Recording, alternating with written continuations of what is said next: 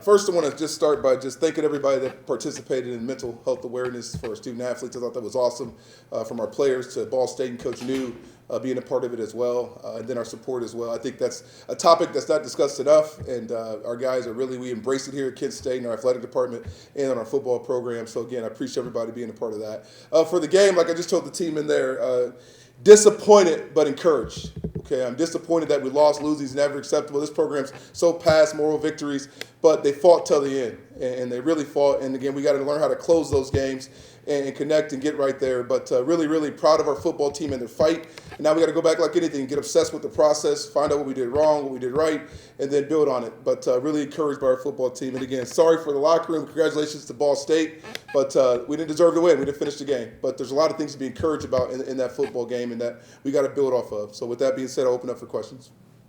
Like you said, Coach, today, lots of things to be encouraged about. Talking about Tommy and his performance today, he looked really up. Yeah, I thought he started a little bit slow. I thought he responded, though. I think that's what elite quarterbacks do. You're not going to be perfect. He threw a pick early on in the game. I think he got himself settled back down and started to read what he saw.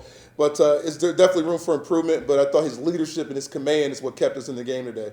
He kept getting those guys encouraged in the huddle. Kept talking about responding and just playing the next play. And if we can do that as a football team, we're eventually going to put this thing together. But I was encouraged by his performance. Talk about his connection with Floria and McCray today. He really put on a show. 200 yards from McCray, 100 for Floria. Both each had a touchdown and 3 touchdowns. Yeah, I think they're really talented players, and that started back in the summer. Those guys were here all summer working on their timing on routes, their releases, their connections, and all that stuff. And I think that's special. But that goes back to the summer and their preparation. I got complete faith in both of those kids and in Tommy, and we just got to keep building off what they're doing right now. There's definitely things to clean up in our pass game, but I was impressed with their performance today. Even at the end, you guys converted the onside kick and then the flag pushed back. You guys allowed a touchdown. You guys could have easily given up. Your team drove down and scored again. Just talk about the resilience of your team and battling until the very end, even if the hopes are all the way gone. Yeah, and like I said, we're well past moral victories, but the fight was that's where it starts. When you get a team to fight and understand that, the game's never over. You just keep fighting to see if the ball can bounce your way. I think that's the first step of a cultural change, and we've got to keep working towards that. We're still a really young football team, but what I told those guys today, I said, at least I know this group of guys will fight. You'll fight and you'll finish the game and you'll compete till the end. And we got to do that for the rest of the year. But encouraged by the fight of the team. Coach, what was the explanation the refs gave you on that onside call? Because originally a lot of people thought it was illegal touching. It wasn't. So what was the explanation that they gave? We blocked too early. Now my question is, I got to see it, but if they engage us, then we're allowed to block them. So I got to see what happened. But they said we were there first, and it was a bang bang. I thought they might review it. But they didn't, so it is what it is. The ball bounced their way on that one. I'll get an explanation for it, I'm sure, when I send it in. But listen, that happens. I thought our guys executed it well. We came back and had another opportunity. So we'll watch it. We'll figure out what happened and we'll clean it up. Is there something you said? You told me at halftime that you thought Tommy needs to pick it up going into the third quarter. He obviously did. Is there something that you said to him, or is that just him and his own leadership? It's always him. He's the player. I'm just the coach. He has to go out there and perform, so he gets the credit for that. That's him. Did we have a conversation at halftime? Yeah, we did. Just about relaxing and playing the next play. You don't have to go get it all in one play. And I thought at the first half he was trying to get it all back in one play. You don't have to do that. All right, just take one play, take what they're giving you, move the ball down the field. Even when we got down a couple touchdowns, it was just relax and play the next play and take what they're giving them because we had a lot of football left. But me and Tommy have a great relationship. I love his fight. I think the fight that you see of a football team, I always think it starts with the quarterback. And I just love Tommy and what he does out there. And he'll keep getting better. He'll keep getting better and learning from this. This is the healthiest we've seen Kai Thomas really since the beginning of the season. What did you think of his performance in the run game as a whole? I think he's still not exactly what I know he can be. I think you see a glimpse of it today, but we got to get that that ankle right, and so he can be full 100%. But I think he's definitely closer to what he can become. But Kai is a very, very talented back. We got to block for him. We got to give him the ball. When you've got receivers everywhere like we got that are pretty talented, could be able to open some creases up for him, and he's got to take advantage of it. But very, very talented back, and he knows he's got so much more to give, and he will for sure. I love the fight of Kai.